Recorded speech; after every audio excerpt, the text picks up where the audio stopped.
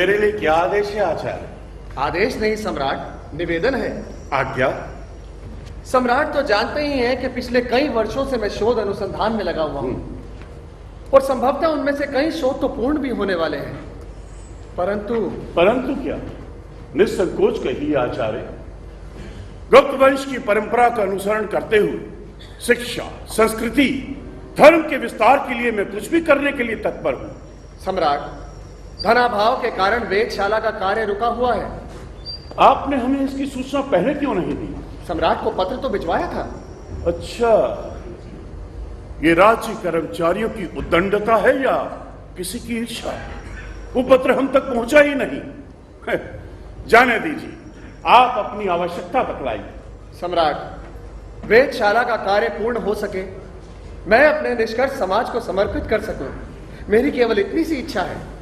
आचार्य आर्यभट्ट, आप तो जानते हैं गुप्त साम्राज्य अब पहले सा शक्तिशाली नहीं रहा। गुणों के आक्रमण की आशंका भी निरंतर बनी हुई है। राज्य कर्मचारी कुछ उदंड हो रहे हैं, प्रजा से कर प्राप्ति में भी कमी हुई है, लेकिन शिक्षा और शोध के लिए गुप्त साम्राज्य के कोष में राशि का अभाव नहीं है। मैं कुछ भी करने के लिए तैयार हूं। मैं शीघ्र ही आदेश जारी कर दूंगा कि जल्द से जल्द आपकी वेधशाला पूरी हो और शीघ्र ही आपके शोध परिणाम जानने के अवसर मिले। अवश्य सम्राट। एक निवेदन और है आचार्य। आज्ञा कीजिए सम्राट। आप तो जानते हैं नालंदा विश्वविद्यालय में कुलपति का स्थान रिक्त होने वाला है। हमारी इच्छा है कि कुलपति का पदभार आप संभालें। परंतु सम्राट, मुझे कहने दे आचार्य, मैंने यह भी निर्णय लिया है कि आप चाहें तो राजधानी से थोड़ी ही दूर अग्रहार ग्राम के रूप में कुसुमपुर को स्वीकार करें और अपना शोध कार्य वही पूर्ण करें। दोनों कार्यों के साथ न्याय ना हो सकेगा सम्राट। मैं अपना शोध कार्य पूर्ण कर सकूं, इसके लिए मैं कुसुमपुर चला जाऊंगा, परंतु शोध कार्य वेधशाला में ही करूंगा।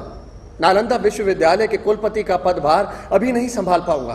क्षमा चाहता हूं। जैसी आपकी इच्छा। आप जब चाहें उस पद पर आसीन हो सकते हैं। धन्यवाद सम्राट। हमेशा औपचारिकता में ही पड़े रहेंगे? परंतु मैं जब चाहूं आपके समक्ष उपस्थित हो जाता हूं।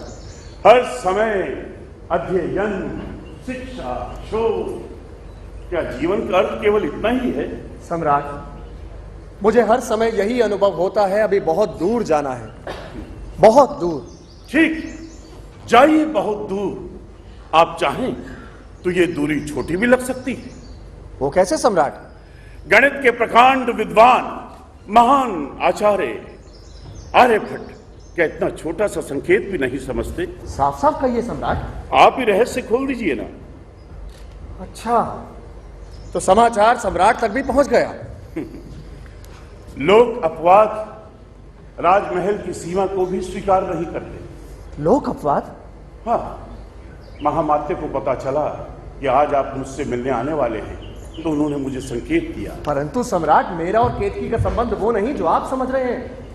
हमारे महामात्य को अपनी पुत्री के लिए इससे अच्छा वर और कहां मिलेगा? आप कहना चाहते हैं मैं केतकी से विवाह कर लूं? क्या इसमें संदेह है? सम्राट, ये औपचारिकता राजकक्ष के लिए रहने दो। यहां हम दोनों मित्र हैं। कुछ समय पूर्व केतकी मेरे पास गणित की एक समस्या लेकर आई थी। वो एक सूत्र था जो केतकी ने आप तक पहुंचने के लिए खोजा। तो क्या? हाँ, वो आपके प्रति आकर्षित थी। आपकी विद्वता के लिए उसके मन में आदर है। आदर का अर्थ प्रेम तो नहीं होता सम्राट। आदर, श्रद्धा, डर, किसी ना किसी मार्ग से ही पहुंचता है प्रेम। ये सच है बुद्धगुप्त के मेरे और केतकी के बीच कुछ है जिसकी व्याख्या संभव नहीं। ये आपका भ्रम है।